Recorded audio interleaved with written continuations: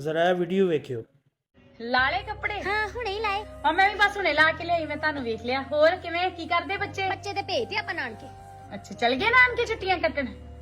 ਚਲੋ ਵਧੀਆ, ਗਰਮੀਆਂ ਸੌਖੀਆਂ ਲੰਘ ਜਾਂਦੀਆਂ। ਆਹੋ ਤੇ ਤੇਰੇ ਬੱਚੇ ਨਹੀਂ ਗਏ ਨਾਨਕੇ? ਹੋ ਆਈਆਂ ਪੇਕਿਓਂ? ਮੇਰੇ ਬੱਚੇ ਨਹੀਂ, ਉਹ ਤੇ ਨਹੀਂ ਗਏ, ਇੱਥੇ ਹੀ ਨੇ। ਕਿਉਂ ਨਾਨਕੇ ਕਿਉਂ ਨਹੀਂ ਗਏ? ਨਾਨਕੇ ਤੇ ਬਸ ਨਾਨਾ ਨਾਨੀ ਨਾਲ ਹੀ ਹੁੰਦੇ ਆ। ਉਹ ਦੋਵੇਂ ਹੈ ਨਹੀਂ ਗਏ ਤੇ ਬਸ।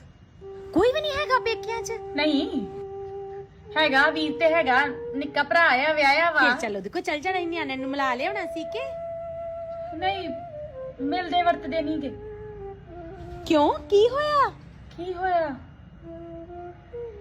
ਪਤਾ ਹੀ ਨਹੀਂ ਲੱਗਾ ਕੀ ਹੋਇਆ। ਉਹ ਤੇ ਬੜਾ ਪਿਆਰ ਕਰਦਾ ਸੀ ਮੈਨੂੰ, ਹੈ ਜਦੋਂ ਮੇਰਾ ਵਿਆਹ ਹੋਇਆ ਸੀ ਨਾ ਤੇ ਬੜਾ ਹੀ ਰੋਇਆ ਸੀਗਾ ਵਿਆਹ ਤੇ ਬਾਅਦ ਚ ਵੀ ਮਿਲਣਾ ਆ ਜਾਂਦਾ ਹੁੰਦਾ ਸੀ ਛੇਤੀ। ਕਹਿੰਦਾ ਹੁੰਦਾ ਸੀ ਵੀ ਤੈਨੂੰ ਤੇਰੇ ਬਿਨਾਂ ਜੀ ਨਹੀਂ ਲੱਗਦਾ। ਲੰਘਦੇ ਹੁੰਦੇ ਨੇ ਬਹਾਨੇ, ਆਨੇ ਬਹਾਨੇ ਹੀ ਆ ਜਾਣਾ। ਫਿਰ ਵਿਆਹ ਹੋ ਗਿਆ, ਭਰਜਾਈ ਲਿਆਂਦੀ ਬੜੇ ਚਾਅ ਨਾਲ। ਪਤਾ ਹੀ ਨਹੀਂ ਕੀ ਹੋ ਗਿਆ। ਫਿਰ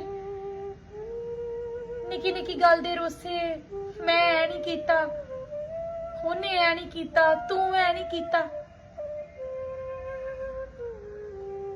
ਇੱਕ ਵਾਰੀ ਮੈਂ ਰੁੱਸ ਗਈ, ਇੱਕ ਵਾਰੀ ਉਹ ਰੁੱਸ ਗਿਆ। ਬਸ ਫਿਰ ਇੱਕ ਦੂਜੇ ਨੇ ਮਨਾਇਆ ਹੀ ਨਹੀਂ,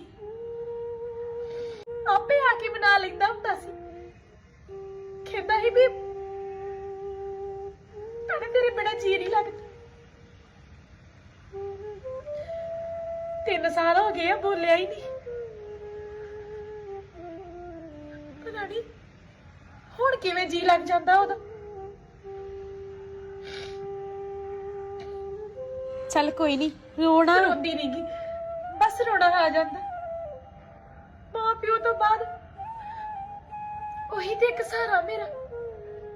ਉਹਨੂੰ ਵੇਖਦੀ ਸੀ ਤੇ ਐ ਲੱਗਦਾ ਸੀ ਪੇਕੇ ਹੈਗੇ ਆ।